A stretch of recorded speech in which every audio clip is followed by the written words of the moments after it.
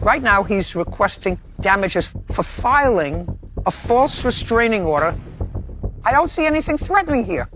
This is somebody who is trying to enter my residence. He owns the home. You had a kerfuffle. He punched me in the face. No, Your Honor. This father says all he wanted was to be in his children's lives. But according to him, his ex kept dragging him through the courts. By the end of this case, you'll see why the judge wasn't convinced. Nathan Birnbaum is suing his ex-girlfriend, Heather Beshears, for filing false restraining orders, legal fees, travel expenses, and lost wages. Court come to order. All rise. Have a seat, please. Judge, case 4045, Birnbaum versus Beshears. Thank you. You're welcome. Mr. Birnbaum, you and the defendant know each other for a very long time. You have two children, two young children. How old are they? 5 and 2, Your Honor. You last lived together when? We didn't live together. Ever? No, Your Honor. In what state do the two of you reside? California, Your Honor. How far do you live from each other if you don't live together, since you have children together? How far away? Roughly 500 miles, Your Honor. For how long have you lived 500 miles away? I'm going to say at least 15 years, Your Honor. Well, at some time you were closer because you have two children, 5 and 2. Correct. We did, at one point, live close to one another. Okay. When the children were born, did you acknowledge paternity? Were there court-ordered visitation, custody proceedings? I signed the paperwork to acknowledge paternity. However, I was forced on both cases to have an attorney filed to get parental rights, Your Honor. You signed the papers indicating that you were the father of the two children. You don't deny that he's the father of the two children, correct? No, he is the father of both children. Okay. You have parental rights. You wanted to exercise those rights with regard to either visitation or custody. Yes, Your Honor. Okay. And when did you hire an attorney to do that? Approximately 7 months after the first child was born in 2019. Okay. And what kind of visitation custody arrangement were worked out between the two of you? I got the Monday through Friday, the third week of every month, Your Honor. Well, that doesn't work out if you live 500 miles away from each other. Yes, I was required to pay for all the travel, pick up the child, bring him back to San Diego, and then return him to... Well, it doesn't make any difference. It doesn't last long. The child has to go to school. So you can't take the child out of school the third week out of every month. So that had to be modified at some point. Yes, Your Honor, we're going to arbitration for that currently. Okay. And do you see the children now? Yes, Your Honor. Boys or girls? 2 boys, Your Honor. Ms. Beshears, when for the first time did you file a protective order against Mr. Birnbaum? July of 2019. July 2019. And what happened with that protective order? The emergency order was denied, but I later dropped it. You dropped it. Correct. And you had 2 children after that.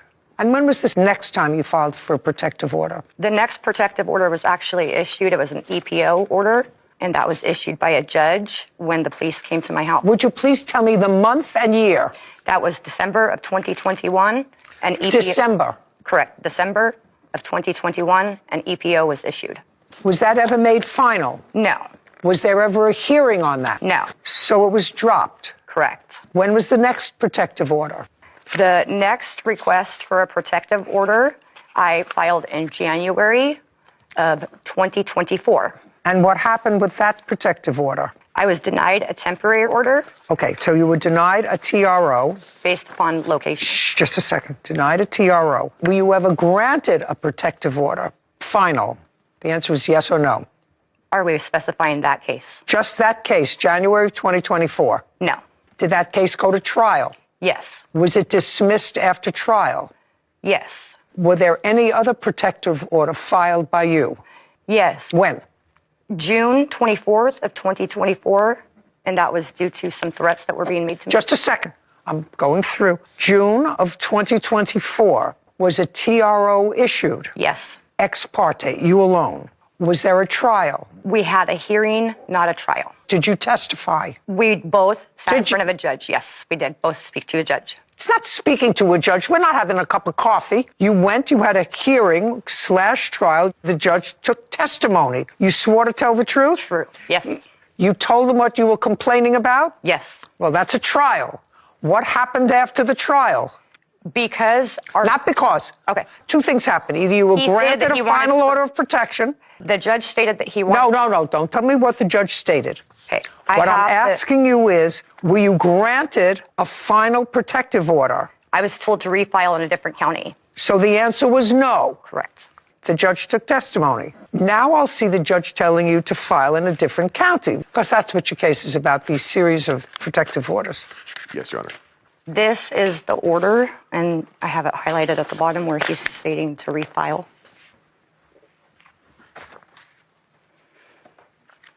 No, that's not what happened here at all. The order after this hearing is the parties agree to change a venue for custody, and that case shall be transferred to Fresno County. The matter regarding venue for the restraining order is taken under submission. That's what this says. The judge on his own, who heard the application for a restraining order, took it upon himself to contact the judge in the other county, in Fresno County. And the other judge in Fresno County advised it is unclear whether the respondent, and that would be you, Correct. because he was the petitioner in this custody case, it is unclear whether the respondent's, yours allegations, are duplicative of her previous request of a restraining order in Fresno County, which was denied. First of all, I'll never understand why a father has to jump through so many hoops just to be in his children's lives. If a parent genuinely wants to be involved and isn't a danger to the kids, that should be encouraged, not made unnecessarily difficult. What really stood out to me is that she kept filing for protective orders, yet they were repeatedly denied. That makes me wonder what co-parenting with her is actually like. If every disagreement ends up in court, I can only imagine how exhausting that must be for everyone involved, especially the children. Nathan Birnbaum claims his ex-girlfriend, Heather Brashears, owes for the costs of filing false restraining orders against him. So the judge doesn't know whether the request was duplicative or not of these threats that were made to you. So the judge says, since that matter and the bulk of the custody case is in Fresno, the court rules that the proper venue for the respondent's TRO in order to avoid conflicting custody orders is Fresno. The court would be in a better position to assess whether the issues raised by the respondent, that's you, have already been heard by the court in Fresno. So then you go back to Fresno. And what did the court do in Fresno? I chose not to pursue it because Fresno is 2.5 hours away. Oh, no. You were in Fresno before, madam. Correct. And Fresno denied the application before. Correct. And then this judge said, hold on a second, I just spoke to the other judges in Fresno. They denied that application. Now, my next question to you is, did you have any plan at any time in the last 2 years to relocate to another state? That's a yes or a no? Yes. Where were you planning on moving? Missouri with my sister.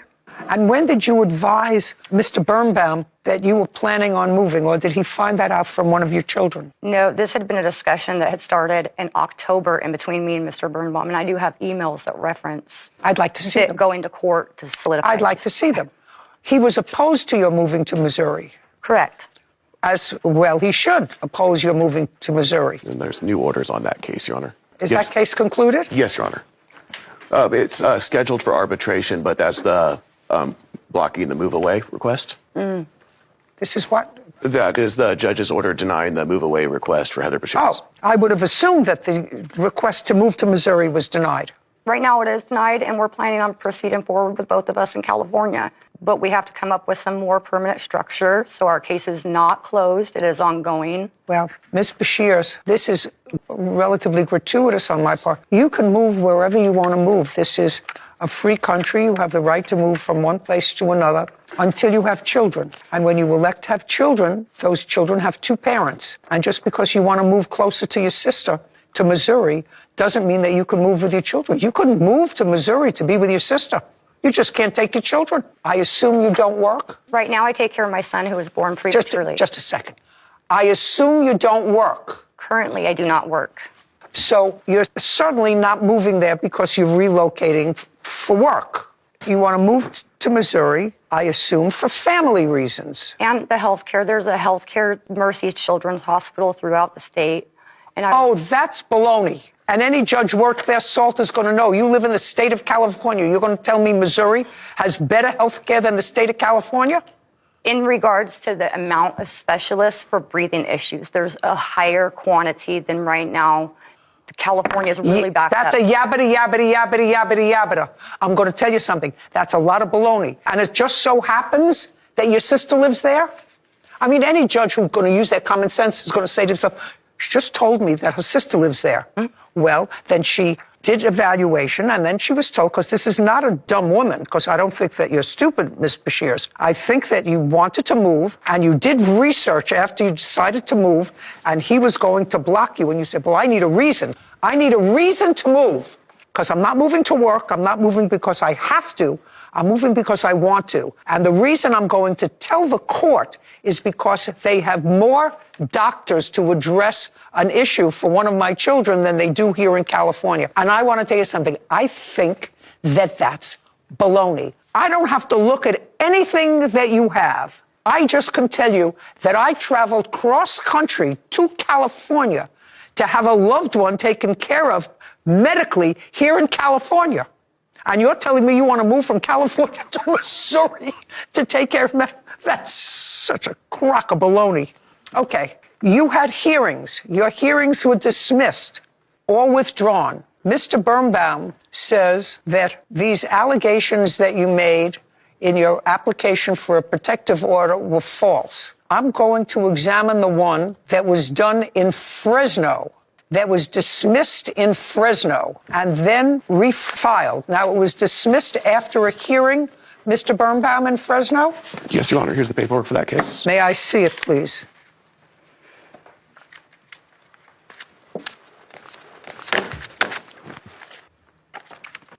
This application for a protective order was filed by you January of 2024. And in the application for a protective order, you describe a situation that occurred between the plaintiff and your daughter that happened 2 years before, November 24th, 2022. That's when you identify the time when you had a kerfuffle and he used some bad language and told your daughter to get out of the house, and he got out of the house. And then it seems that, reading it a little further, he actually owns the home that you live in, but you pay rent. At that time, He owned the home that you lived in, and you paid rent. Correct. Okay, so you, in January of 2024, 2 years later, you've used this event. Well, that's what it says, madam. You want to see this? That's what it says. I based it upon emails of November of 2023. No. That was baloney. I read that. That the judge probably dismissed out of line when he read it. I'm talking about the very specific narrative that you give here was November of 2022. That is one. That's either a yes or a no. That was one incident. Yes, okay. And then you give another instance of December of 2021. Correct, that was the physical. Just a second. This is all in 2024. Birnbaum has accused his ex-girlfriend, Heather Bashirs, of making false claims that resulted in criminal charges against him. Now, in this case, you refer to an incident that happened December 17th, 2021, and your youngest child was in the NICU. He was born prematurely. He was at my house and started telling me to do things like clean the garage. I told him to leave my house, and he got angry. During the argument, he punched me in the face. I called the police because he had left to his home in San Diego. They said they couldn't do anything. I did get an emergency protective order, and that was one that was later either withdrawn or dismissed. Is that right? I didn't pursue it. That was either withdrawn or dismissed? Correct, and I do have that here, Your Honor. Permission to speak, Your Honor? What? Just to let you know, I did get charged with that. The court did review it in criminal court. They found that Heather Bashirs lied about the incident. Just a second. If you have paperwork, I'll look at it.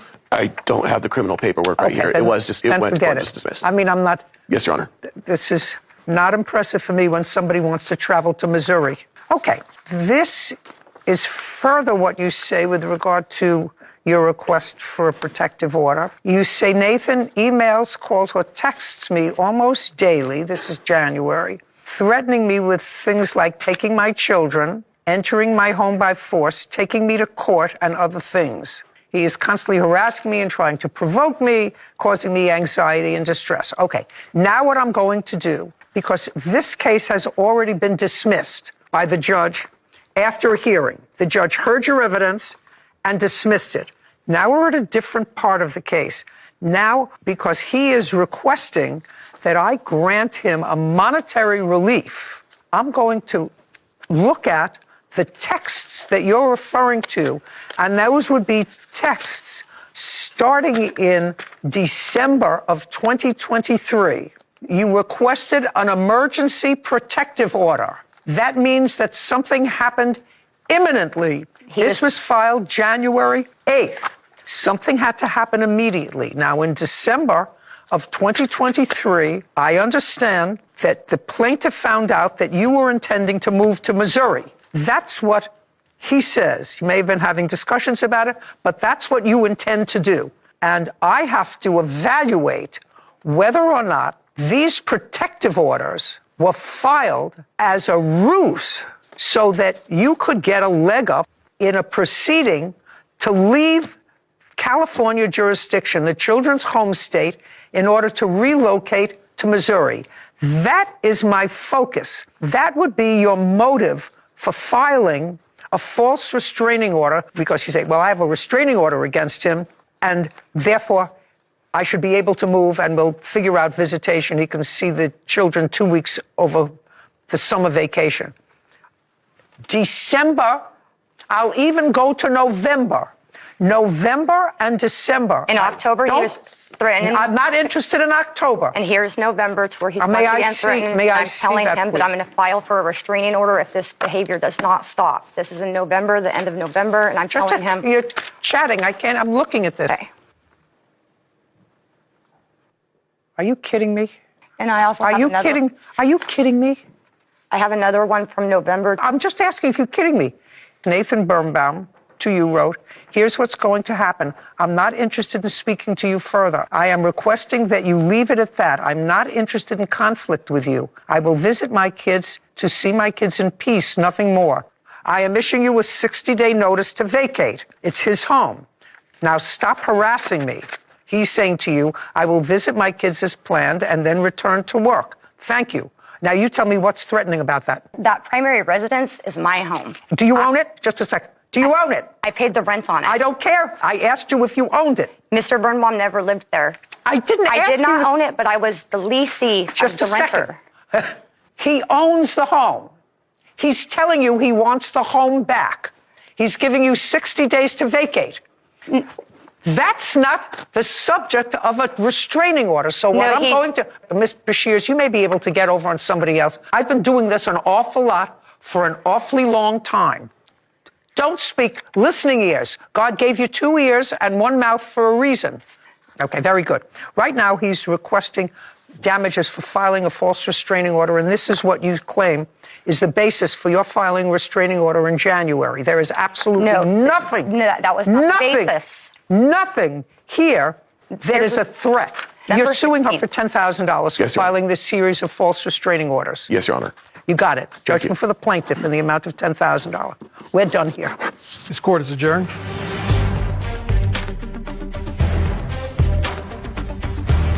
I think the court saw right through what the defendant was doing and made the correct decision. I would like it if he actually did focus on seeing his children and stop focus on the arguing and fighting with me. I just want to see my kids and stay away from her because this is ridiculous at this point. If he just focused on his children, there would be such great benefits of that for everybody, including myself. She comes across as incredibly vindictive. It feels like she's willing to do whatever it takes to make this man's life as difficult as possible. If someone repeatedly files accusations that the courts don't find enough evidence to support, that's a serious issue. False allegations can have a huge impact on someone's reputation, finances, and relationship with their children. That's why I believe people who knowingly make false accusations should face meaningful consequences. The legal system is there to protect real victims, and abusing it only makes things harder for those who genuinely need help. If the court found that her claims didn't hold up, then it's understandable that she's now facing the consequences of her own actions. What do you guys think? Was this father treated unfairly, or do you think there's more to the story than what we saw in court? Let me know your thoughts in the comments below. If you enjoyed this breakdown, don't forget to like, subscribe, and turn on notifications so you don't miss the next courtroom case. Thanks for watching, and I'll see you in the next one.